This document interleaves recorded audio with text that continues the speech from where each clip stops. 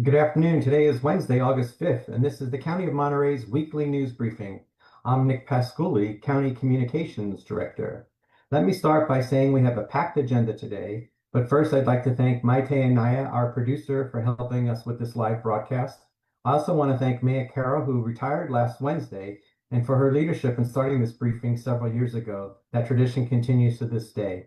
Our lineup today includes Highway 1 at Bixby Bridge update, Monterey Car Week safety information update, Monterey Car Week Pest and Do Not Pack a Pest by our Ag Commissioner's Office, as well as Monterey Car Week impact on small businesses. And we'll finish out our briefing today by a refresher on the tools that have been developed by the County of Monterey for Car Week.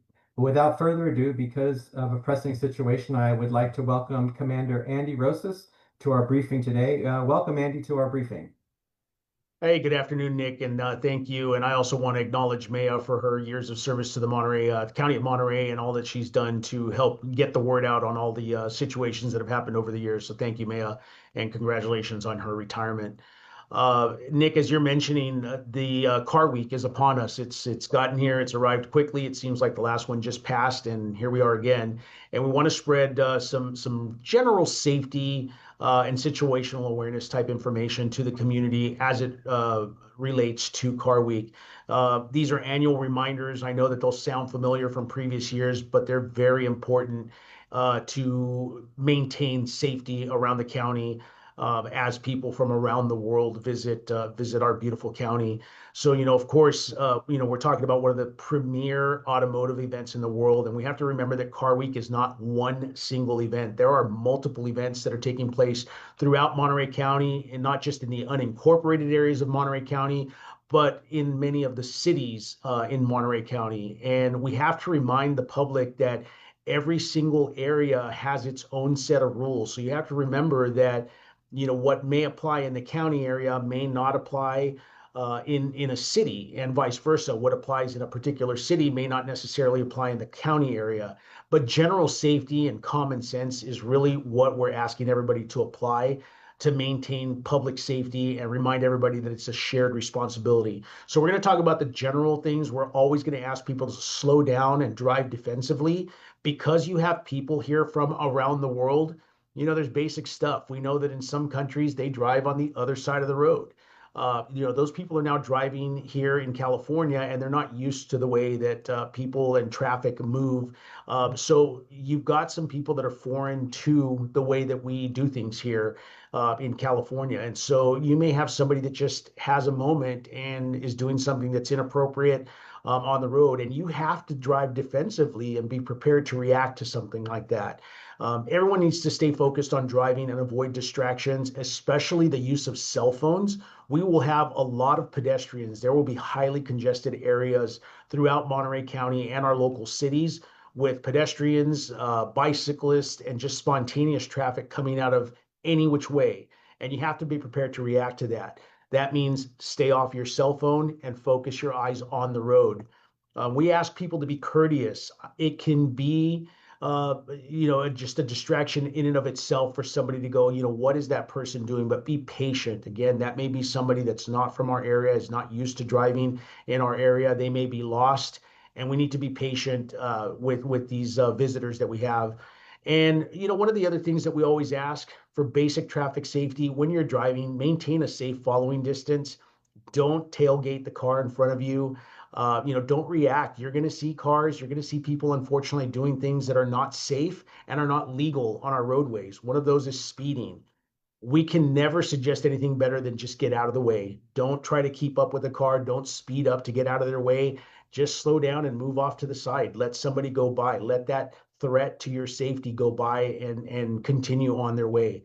So again, be aware of these very basic situations. We will also remind people that when you come to an event, make sure that you're protecting your belongings. So as a sheriff's office in our local police department, unfortunately, every year we have to take theft reports. Someone will leave a backpack that's visible on their back seat, and unfortunately somebody will break a window and take their belongings. make sure that you're not leaving anything visible in your car. No matter where you go, it doesn't matter what part of the world you're in. These types of crimes do occur, and they do occur in the county of Monterey and our surrounding cities as well. So make sure you're hiding your belongings, secure them in a trunk, put them under a seat, somewhere where they're not visible, and become an easy target for our bad people out there to take advantage of. We can't stress enough that if you are in our county or any of our cities and you see something that this it just doesn't look right, we need you to say something. Our 911 system here in Monterey County is amazing. Our dispatchers are amazing, and they will not function the way they're supposed to function if you don't call them to report something that's going on. Situational awareness is key here. If you see something that doesn't look right, you need to pick up your cell phone or get to the nearest phone and call 911 and report what you're seeing. Even if you think, it's not that big a deal or it doesn't look like that big a deal, it may be bigger than what you actually think it is. And it doesn't hurt to report what you're seeing so that we can get another set of eyes out there to check out what it is that you're seeing and make sure that it is or isn't a safety concern. So we cannot stress enough, anybody coming to Monterey County and even our local people, if something doesn't look right or it looks unsafe, please call 911 immediately to report that. I do want to touch up on one other thing, Nick, and that is that this year's main Car Week events, which are the Quail at Quail Lodge, the Rolex Reunion at Laguna Seca, and the Concours d'Elegance at Pebble Beach, will have a temporary flight restriction in place. Now, this temporary flight restriction applies to drone usage. It's very important. We know that the drones have become very popular, and we have people that fly drones recreationally. However, we need to get the word out, not just to our local population, but all of the visitors coming to Monterey County for Car Week, that this federal temporary flight restriction will be in place during the main event days. So we're talking about Friday, the Quail Lodge event, Saturday, Rolex Reunion at Laguna Seca, and then the grand finale, the Concours d'Elegance at Pebble Beach. That will be the final day of August 16th. Temporary flight restriction, which prohibits all drone usage within a 2-mile radius of the events that I just mentioned. What does that mean? The Monterey County Sheriff's Office works these 3 events specifically, and we have teamed up with our local, state, and regional and federal partners to do drone detection. We're basically going to be looking for any unlawful drones that are being flown in these areas. What we are telling the public is that if you launch a drone, a recreational drone, you will be contacted by federal agents and our partners, and you are looking at a federal crime, a federal violation. These temporary flight restrictions are put in place for the general safety of the public. We also have some aircraft that are going to be flying over some of these events. We know Quail Lodge has a precision jet team that performs each year. That will be happening again this year. Laguna Seca is in the flight path of the Monterey Peninsula Airport, and we have spontaneous helicopter traffic that comes in and out of that area. And additionally, we have vehicles that are traveling on the track. The last thing we want is a drone to come down on the track and cause an accident there. And then in Pebble Beach, we've had incidents as well in the past. It's just a high concentration of people in a small area, very expensive cars and people. We don't want there to be a drone incident where somebody gets hurt. So this is taking effect this year. Again, the 14th, 15th, and 16th, the 14th at Quail Lodge from 7 a.m. to 4 p.m., the 15th at Laguna Seca from 7 a.m. to 4 p.m., and the 16th at Pebble Beach from 7 a.m. to 4 p.m., a 2-mile radius with a 0 tolerance for drone flight. And we will have teams in place to contact people that are flying their drones in these areas. So you're looking at pretty stiff fines and a federal violation if you are contacted and caught flying a drone during these time periods. So we can't stress it enough.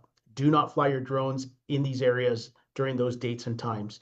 And with that, we're hoping that everybody has a safe and enjoyable Car Week. We look forward to another safe and enjoyable year, and thank everybody for their attention today. Well, thank you so much, Commander Rosas, for your report on Car Week and all the activities. I know it's going to be a busy week for the Monterey County Sheriff's Office and all your law enforcement and first responder partners throughout the county and throughout the region.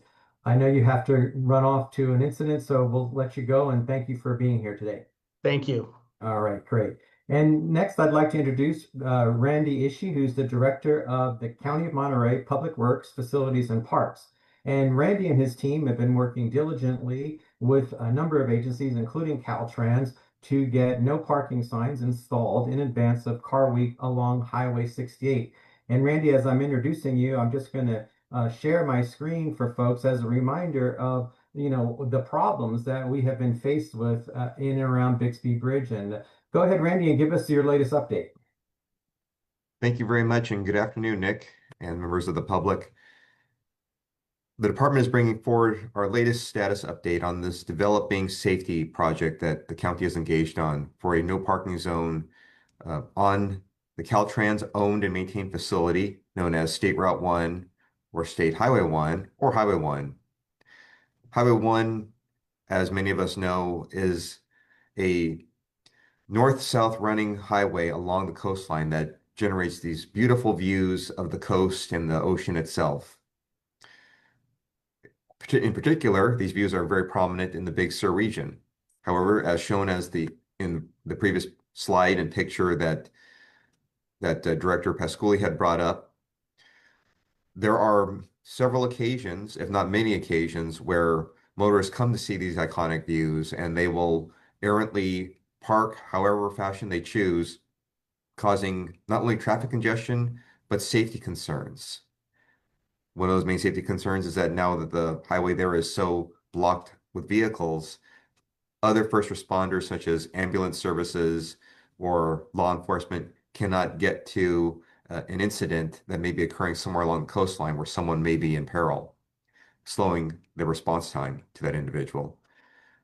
Recognizing these ongoing safety concerns and seeing that an immediate action should be taken to address these ongoing safety concerns, Supervisor Kate Daniels brought forward the initial response for the board to consider a temporary no parking zone in and around the Bixby Bridge portion of State Route 1 / State Highway 1 / Highway 1, owned and operated by Caltrans. Earlier this calendar year, county staff had worked with other partner agencies to develop a plan for addressing this. And I'm going to share my screen to provide some brief photos and additional information for the conversation today about the update. Great. Thanks, Randy. And so as mentioned, the process started earlier this year with the county passing an ordinance that created a no parking zone in and around the Bixby Bridge on Caltrans's Highway 1. That ordinance required 2 readings, meaning it had to go before the board at 2 different successive board meetings. And then there's a required statutory period of 30 days before that ordinance can take effect. At the same time, on a parallel track, the county pursued the various regulatory permits that were necessary in order to place the signage and effectuate the ordinance. One of those approvals occurred last week through Caltrans, and Caltrans granted the permit for placing the no parking signage along these limits of Highway 1 to be a no parking zone. This exhibit shows those approximate limits. And so approximately speaking, the new no parking zone starts approximately 900 feet north of the Bixby Bridge and continues south to approximately 700 feet south of the Bixby Bridge. That's represented by this clouded area as shown on this location map, which shows Caltrans's Highway 1 and the nearby county road of Coast Road that takes access off of Highway 1. So again, the zone starts 900 feet north of the Bixby Bridge and continues 700 feet south of the Bixby Bridge. After receiving that permit approval from Caltrans last week, our county traffic sign shop staff immediately began implementation of the signage, so that way law enforcement can enforce the no parking zone. We were just informed that the traffic sign shop completed the installation of the no parking signage yesterday for August 26. Law enforcement partners, including the Cal Fire Patrol, have been informed of this, and so now their officers can enforce this no parking zone. These next two slides show some of the pictures showing what the public should anticipate seeing and expect to see when they go out to this portion of State Highway 1. And these are some views looking from the north side of the Bixby Bridge, looking to the south. And so motorists can expect to see some no parking signage like the one here in the left-hand side picture, as well as this one that they see in the right-hand side picture nearby the north abutment of the bridge. And this also continues on the south side. And so here in that 700 feet south of the Bixby Bridge, these are some pictures of the no parking signage that's out there for the public to observe and to obey. Again, with the signage that's now installed, the law enforcement partners are able to enforce on this no parking zone and thereby create a safer experience for those who want to travel this part of State Highway 1. With that all in mind, that and this entire no parking zone is a 12-month pilot, if you will.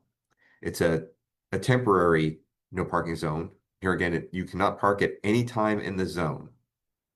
And the zone will take effect for the next 12 months. So we want the public to respect and obey the signage and make for an enjoyable, safe experience for everyone who frequents or uses this part of Highway 1. And that concludes staff's presentation, and we'll open it back up to the floor. I'll hand the floor back to you. Thank you very much, Randy. And I know that you also have a pressing meeting that you have to get to today, but we'll see if there's any questions that come up on this topic. Of course, the news media has been very helpful in getting the word out about this, and we certainly appreciate that.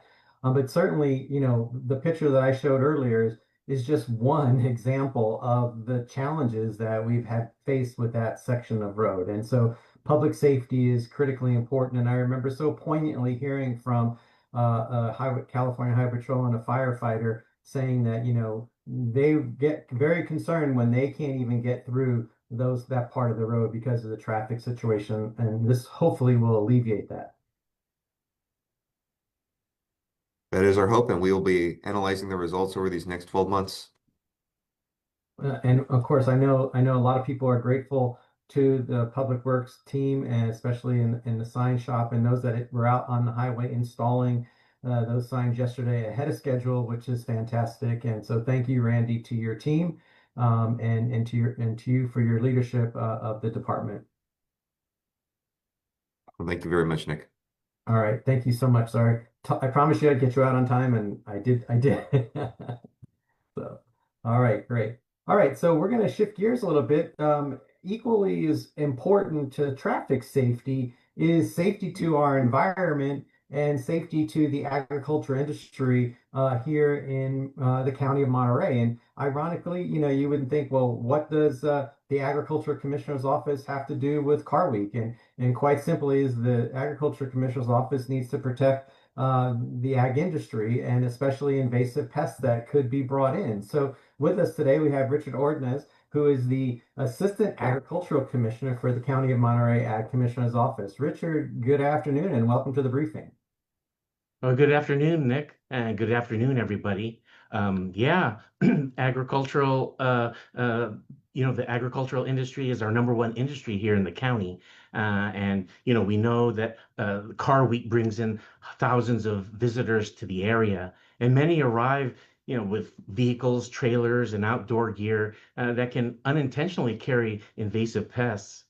To reduce that risk, our office is partnering closely with the hospitality industry and Car Week event organizers to ensure we get the message out about invasive pests. We've distributed a dedicated flyer that explains the threats posed by a couple of invasive pests and outlines simple steps everyone can take to help protect Monterey County's environment. Invasive pests aren't just a minor issue. They can cause serious damage to agriculture, forests, native ecosystems, and even residential landscapes. It takes only one insect or a single egg mass to start a new infestation that can have long-term consequences for our county. For Car Week, we're focusing on 2 high-priority invasive pests that are found on the East Coast. because many of our visitors are coming from the East Coast. And those are the spotted lanternfly and spongy moth. Oh, perfect. I was going to share the screen, but Mighty has already done that. What we have here is the spotted lanternfly. It's a colorful but a highly destructive pest. This pest threatens agriculture and forestry and has caused millions of dollars of damage in areas where it's been established, especially in vineyards. So you'll see there in the middle photo, you can see the nymph stage, and it has red and white spots with black stripes. So it's a pretty stunning insect. In the right photo is an adult where you can see it has light brown wings and black spots. They disrupt native plant and insect populations by outcompeting them, leading to issues that affect many parts of the ecosystem. Egg masses resemble gray mud-like patches and can be found on vehicles, plants, trailers, firewood, and other outdoor items. As you can see in the photo on the left, you can kind of see there that I think that's a log, and it kind of looks like mud scraped on the side. And next we have the spongy moth, which was formerly known as the gypsy moth. It's an invasive pest that devastates forests and urban landscapes. Its caterpillars feed on the leaves of more than 300 types of trees and shrub species, especially oaks, leading to tree stress and death. Defoliation caused by these caterpillars weakens trees, making them more vulnerable to disease and other pests. They also produce droppings and silk, creating residues in residential areas and natural spaces. Communities across the country, particularly in the East Coast, spend millions of dollars each year on control measures and damage repair. Spongy moth egg masses are tan and fuzzy and sponge-like and can be found in trees, buildings, vehicles, and outdoor items. Very similar to the spongy moth. They're good, very good at hitchhiking. And as you can see there in the left picture on the bottom, that's the fuzzy egg mass of the spongy moth. The middle photo is a caterpillar gypsy moth, and at that stage they're pretty distinctive because they have those blue and red spots on them. And the photo on the right is an adult where they have brown wings and they have a very feathery or plumed type of antenna. So in 2023, during Car Week, our pest detection team trapped a single adult spongy moth near the village in Carmel Valley. That detection triggered a 2-year delimitation project where we placed traps throughout the area to determine whether the pest had established itself. Fortunately, in those 2 years, no additional spongy moths were found, and we're confident that the pest did not become established. So what we're hoping visitors can do before coming to Car Week is to look before they leave and help prevent the spread of invasive pests. We're asking visitors to inspect and clean their vehicles, trailers, the wheel wells of their vehicles, outdoor gear, and plants to remove insects or egg masses before traveling. They should avoid bringing firewood or plants from outside the area because they may contain hidden eggs or larvae. And if you do find an egg mass, scrape them off into a sealed bag filled with alcohol, hand sanitizer, or soapy water. That way it will destroy them. And once visitors arrive to our area, if they do see a spotted lanternfly or spongy moth on their belongings, they should report it to our office immediately. Our telephone number is area code 831-759-7325. So a few minutes of inspection and cleaning can make a huge difference. Community awareness, including residents and visitors, is one of the strongest ways that we can prevent new pest introductions. That's pretty much all I have. I hope everyone enjoys Car Week, and we thank you for helping us protect Monterey County while you're here. Thanks so much, Richard, for that great report. It's fascinating to me when you think about it, because, a lot of these vehicles that come to Car Week are transported in by trailers. And of course, trailers are often in areas where they're being stored, and they're very easy for pests and other, and not just insects, but rodents and things of that nature that make those trailers their homes or underneath those trailers. So that's an important aspect of this, isn't it? To even check your equipment before you leave your areas. That's right. Since we trapped that adult in 2023, that's what we suspect. It was maybe in one of those trailers and kind of got out. And then we, luckily, we have that network of traps that we have in the county and trapped that one. Of course, and of course, these type of pests love to take up residence in tarps and in dark spaces and things of that nature. So it's great that the Ag Commissioner's Office is involved in this. And who would have known that, the vital role that the Ag Commissioner's Office plays in during Car Week. People think about public safety, as Commander Rosas was talking about just a few minutes ago, or traffic, as Randy was talking about, but here's something else. And I like what you say, look before you leave. So we've got a couple of new phrases: see something, say something, from Commander Rosas, and look before you leave from the Ag Commissioner's Office. Yeah, well, thank you, Nick. I appreciate you getting me time out here and to spread the word. All right. Well, thank you, Richard, for your time today and being with us. All right. So, obviously, Monterey Car Week is an economic boom for the county in so many ways. But in particular, I think it probably has a strong impact on the small business community. And here to talk to us about that from the Monterey County Business Council is Jenny McAdams. Welcome, Jenny, to the briefing. Good afternoon, Nick. Thank you for having me. And congratulations, Maya, on your retirement. Thank you for your many years of service to our communities. So yes, Monterey Car Week is one of the most significant economic events of the year for Monterey County, and particularly for small businesses who are the backbone of our local economies. Car Week provides an important opportunity to our small businesses to increase their revenues, introduce their businesses to new visitors, and also build that repeat customer relationship. So for small businesses, preparation is key. We encourage small businesses to extend hours when appropriate, ensure that their team is ready, promote their products and services through social media prior and during Car Week. And then, of course, provide exceptional customer service. Every visitor is a potential repeat customer, and when they go back home, they are an ambassador to our region. The event also showcases Monterey County as a world-class destination to live, work, and visit, which really create opportunities beyond the week itself.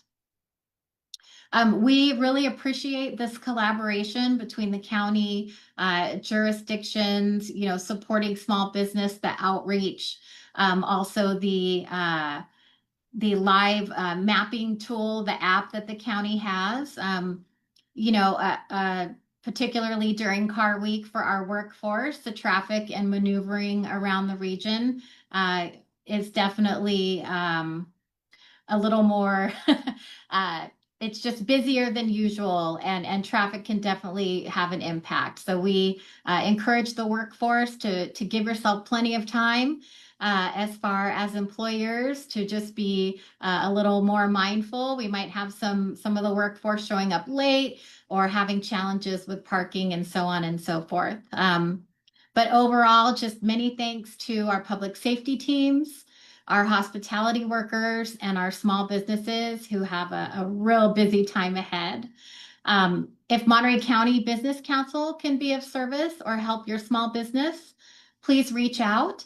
Our website is www.mcbc.biz, and our phone number is 831-216-3000. Thank you. Great, Jenny. Thank you so much for being with us today.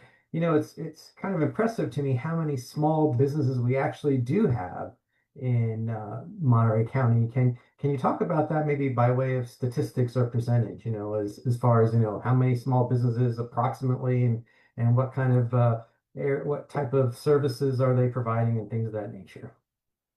Sure. So really, as far as Car Week goes, um, there's a lot of small businesses who are service providers, catering, who are perhaps getting ready the short-term rentals or doing like some real personal type of services that are behind the scenes that we don't necessarily see. And then that also expands to in hotel services with childcare or purchasing gifts or welcome baskets for their customers, and so on and so forth. So as far as data, though, I'm not necessarily prepared with those numbers right now, but I can definitely get back to you and you can share with the team and the media. Sure, and I think of just the, restaurants, so many of them in our area are family owned and operated, even some of the shops in downtown Carmel or Pacific Grove or Monterey, Marina, Seaside, those areas as well. And there's so many other things too, as you said. So event planners and organizers and things of that nature that really make a real impact, and they're the ones that are also giving back to our community when we're not having this big tourist boom. That's right. And also, like a bakery who has a brick and mortar is also providing breads and pastries and all of that. I mean, their business is going to ramp up immensely when we have these large visitor serving events. So it's definitely a wonderful trickle down and a nice boost. Yeah, and I guess the message to the visitors that are coming in the next week or so is, visit some of our local smaller businesses and shop local, as they say. So That's right. And tip well. yeah, and tip well. I love it. Excellent. All right, Jenny. Well, thank you so much for your work at the Monterey County Business Council, and we appreciate you being on the briefing with us today. Thank you, Nick. Great. And to close out today's briefing, we're going to do a little refresher with Dina Northcutt from the County of Monterey Housing and Community Development Department.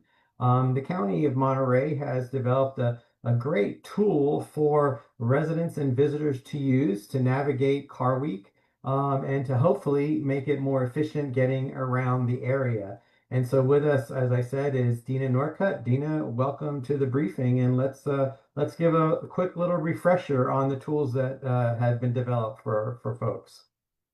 Yes, thank you. Hi, Nick. I am unable to start my video. See if I can try it now. I wanted to go ahead and share with you the map. We've had some significant changes since last year, and even since, as Maya used to say, it's evolved over time. So we started MC Car Week in 2018. And basically, it was kind of a way to see what events were happening in the area, if it was permitted or not. A lot of folks were getting calls and things. A lot of offices and supervisors were getting phone calls that said, I don't know what's happening across the street from my house, but there's 1,000 cars or something like that. So we decided to go ahead and we used a tool we already had, which is our GIS mapping tool, and we created the Car Week site. We have gone ahead and added a Car Week overview tab. We've done that for the past few years. So this new platform that we're using, again, it's still GIS. It's very robust. Significant changes, as I mentioned, but a lot of the same things that we had before, which were really great. So we always put the largest events. We have now the QR code in the header up here in the upper right corner. The Car Week overview tab, again, right here, it has links to every one of the events. We also have links to construction and maintenance projects that Randy Ishii spoke about. That's their link to their website that they maintain, as well as the live traffic cams. And what we did this year is different because we wanted it to be able to load a lot faster. So we just put the traffic cams on this very first tab, Car Week Overview, and I'm going to show you how those work in just a moment. One of the things that is very new and cool is we have now direct driving instructions. This is something that I've been asking for, and we finally have it. So no matter where you are in the county, you can click the address and be taken to the event. So it will open whatever you use. And a lot of people use Waze, Google Maps, Apple Maps, etc. We now also have something new that we just added last week, which is a page translation button with options. So basically, whatever your browser is and so on, will give you the options. We have the Caltrans and CHP traffic layers with color-coded traffic conditions. We have our permit center number here on the overview tab, so you can call if you have questions about an event or you want to know permit status. And then we do list if it's not like within the county itself, like if it's in the city. So you could contact the city. Here's the page translation. I mentioned the options here. So Chrome, Edge, etc. And then you would be able to just default to that translation. And then we have the live feed, which is very cool. So you would click on one of the black arrows. It is pointing where the camera is facing. So if you want to see what's happening and you're on your way to Monterey and you're on Highway 68, you would go there, you would get a pop-up menu, you would click view, and then it would open up the window down here, which shows the live traffic. And then we talked about briefly, I mentioned the new address tool that we have. You would just click the address of where the event was going to be held, and then it would open up Google Maps. And what's really cool is, let's say you are in your office or in your house, you want to look up an event, you click the address, it's going to open up on your laptop, but it's also going to ping your phone and open up on your phone or your mobile device. So whatever mobile device you use and whatever tool you use for mapping, that's what it's going to open. And then this is how it looks on a mobile device. So basically, if you're using an iPad or any type of a Galaxy, whatever your mobile device is, we designed it so that the map would stay at the top, and then you would still be able to see traffic, et cetera. And then you would be able to, click on any one of those, sorry, and it would take you to the event. So let's say you want to click on the Quail Rally Day 1. You're going to see the event, all the details of the event, et cetera, and then be able to go to that event. And then I mentioned briefly, let me stop sharing and I want to share the actual live site really quick because this is very cool. And let me see. I wanted you to be able to see how it actually works. So here is the live map. I clicked on that same arrow as before. Click view. There it is. There's your live traffic. So very cool. We're very pleased that everything has turned out the way it did for this. We were a little nervous because they took it down and didn't tell us. So we had to kind of hurry up and repopulate the whole thing in about 3 weeks. But yeah, it's really good. It won a CSAC Challenge Award in 2021, which we're pretty proud of as well. Great. And also, I think it's important to note the ease of accessing that. So it's not just through the direct website, but they can also download the county's mobile app, which is UConnect Monterey County. And it is on the home page of the UConnect app, right in the top left-hand corner, as well as on the county's homepage of our website. And I'm just going to show that to the folks right now so they can see it real quick. And you see here's the homepage of the county's website. You just scroll down a tiny bit and you see the Car Week Daily Event Tracker, which will take you directly to the site that Dina was just talking about through our website. So there's multiple ways that residents in particular and visitors alike can access this valuable information to help navigating around Car Week easier. And I think it's important to note, Dina, that the primary motivation always is our residents first, to make sure that they have a tool to help them, and then the visitors have the benefit of the tools that we develop for our local community. So Thank you, Dina, for your work Exactly. on this, and of course, Housing and Community Development, and your department for all the hard work they have done on this tremendous tool for our residents and our visitors. Thank you so Thank much. you. Thank you. All right. Well, that concludes our briefing today on Wednesday, August 5th, and we look forward to seeing you back here next Wednesday at 12 noon when we'll have another packed briefing with great information for our residents and for those interested in what's going on here in Monterey County. For the County of Monterey and the Communications Bureau, I'm Nick Pasculi. Make it a great day.